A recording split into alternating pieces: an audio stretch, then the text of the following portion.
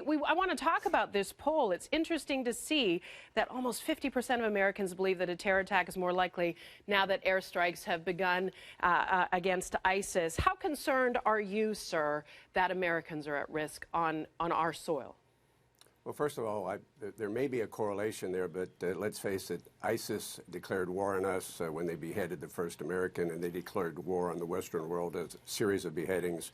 And secondly, al-Qaeda and the Khorasan group clearly indicated post 9/11 that America is in the crosshairs. So the concern today is probably even greater than it was right after 9/11 because these terrorist groups have metastasized, that there are more of them. And frankly, one of the things they discovered after 9/11 was with very few people and very few dollars, they can wreak havoc and terror. And you said in the introduction very correctly, the lone wolf or the former ISIS soldier working their way back into either Western Europe or the United States is a real problem, and we just have to accept it as is. Well, and we look at this horrifying situation in Oklahoma, this young man beheading this woman, a colleague at a plant where he had just been let go from. And again, we don't know that he was linked. They're obviously investigating if there was any link or tie to ISIS, but there was some sort of inspiration. That is effectively terrorism in its own right.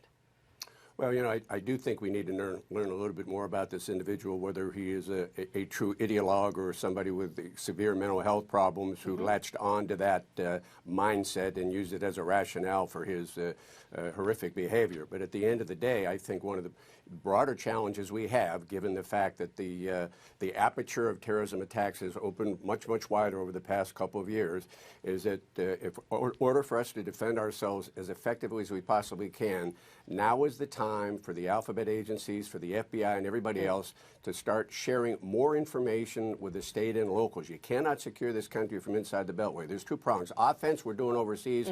Defense, you play here. But we're going to have to make sure that the federal government, when it gets reliable information, shares it in a timely way with the state and local partners and law enforcement. Most of us maybe only learned of this al-Qaeda affiliate, Khorasan, for the first time last week. The administration said that they are concerned that they're plotting an imminent threat against the U.S. or Europe. They then later clarified it as an imminent threat with no known target.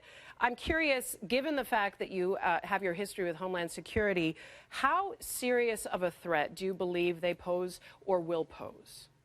Well, I think any al-Qaeda-related organization is potentially a threat. Whether or not they have the capability to deliver on that promised threat remains to be seen. But I think we have to be very realistic about this, not breathless about this.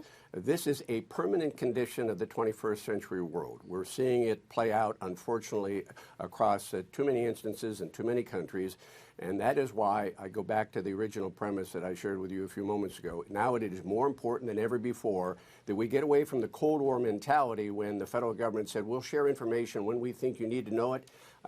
We need to know it now, and I think that's one of the real challenges for this and future administrations, to have the federal government sharing more information with the folks at the local level so they can help defend their own families and their own communities, because you can't do it from inside Washington, D.C. I want to I appreciate your comment about realistic and not breathless. The importance of language here is going to segue to my next question here. I know that you have been very blunt and open about declaring this a war with ISIS, but we know the president, who was asked this just the other night. We want to play this sound. I want to get your reaction. This is how the president answered the question. Are you saying that this is not really a war? Well, what I'm saying is that we are assisting Iraq in a very real battle that's taking place on their soil with their troops, but we are providing air support. And it is in our interest to do that because ISIL represents sort of a hybrid of not just a terrorist network, but one with territorial ambitions and some of the strategy and tactics of an army. This is not America against ISIL. Secretary, how do you respond? Well, listen, the president is a very able man. He uses words very carefully. I think it's just too nuanced to be viewed by America as accurate. ISIS made the first move. It beheaded 2 Americans. They weren't beheaded in the United States, but they declared war. Why were these individuals beheaded? Because they were Americans. So the president will continue to play word game, but The men and women overseas fighting these terrorists, whether they're in Syria, Iraq, or elsewhere, they are at war. And we just ought to accept that and forget the word games that we're playing and accept that reality.